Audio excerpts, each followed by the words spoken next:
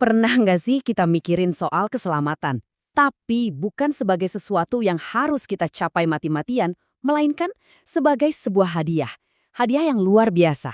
Nah, kali ini kita akan lihat keselamatan dari sudut pandang yang sama sekali beda. Sebagai sebuah misi penyelamatan ilahi yang super keren. Sebuah anugerah. Jadi pertanyaan gedenya adalah, emang bisa ya keselamatan itu diusahakan? Dengan semua perbuatan baik kita, dengan semua kerja keras kita, apa kita bisa sampai ke sana?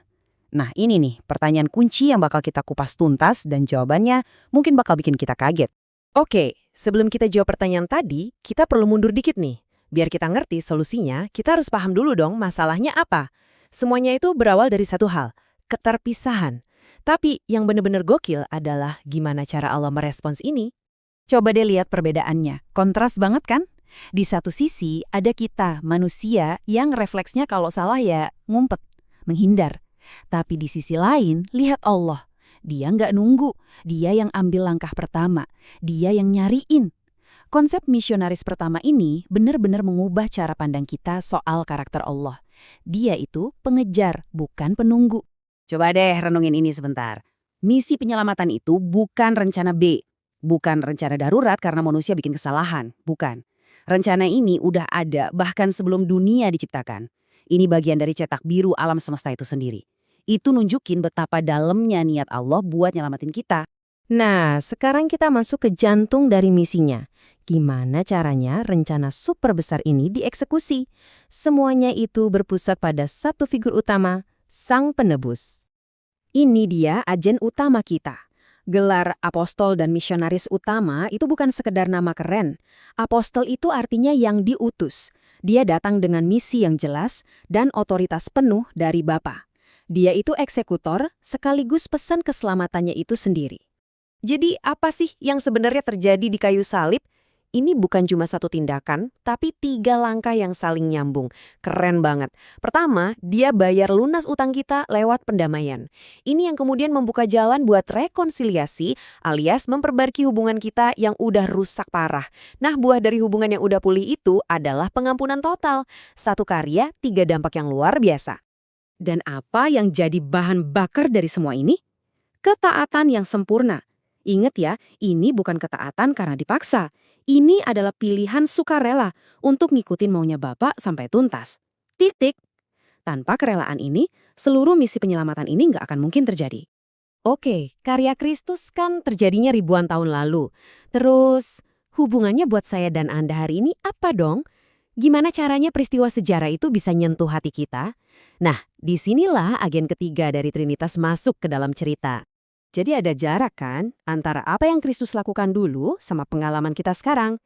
Jembatan yang menghubungkan keduanya, yaitulah perannya Roh Kudus. Jadi, apa aja sih kerjaannya Roh Kudus? Pertama, dia itu kayak lampu sorot yang bikin kita sadar, wah, gue butuh pertolongan nih. Kedua, dia itu kompas yang nunjukin jalan kebenaran.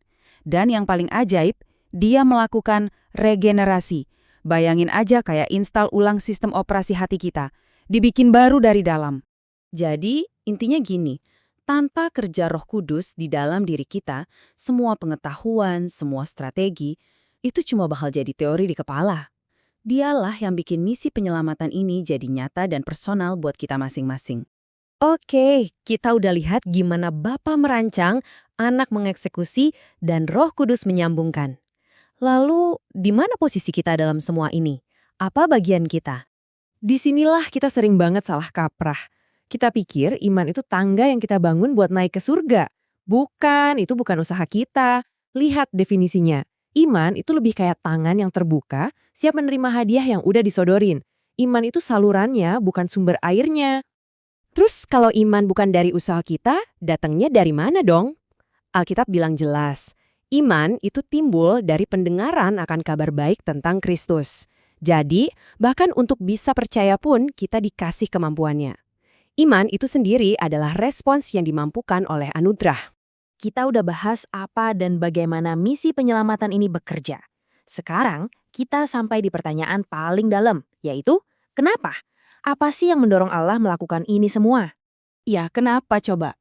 Kenapa Allah yang Maha Kuasa mau repot-repot? Kenapa dia sampai mengutus putranya untuk menderita?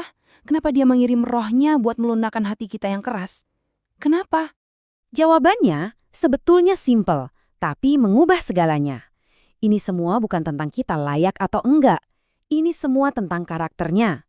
Akarnya adalah kasih Allah yang kekal. Kasih yang udah ada jauh sebelum apapun ada di dunia ini. Jadi, kalau kita mau simpulkan, keselamatan itu pada dasarnya adalah sebuah undangan. Undangan dari kasih Allah buat kita kembali pulang. Untuk hidup bareng-bareng lagi sama Dia, sesuai tujuan kita diciptakan. Misi penyelamatan ini, intinya adalah misi pemulihan hubungan. Nah, sebagai penutup, coba deh kita renungin ini bareng-bareng. Kalau keselamatan itu 100% hadiah, bukan hasil kerja keras, seharusnya itu mengubah cara kita hidup nggak sih? Cara kita melihat diri kita sendiri, cara kita melihat orang lain. Yuk kita bawa pertanyaan itu dalam hati kita.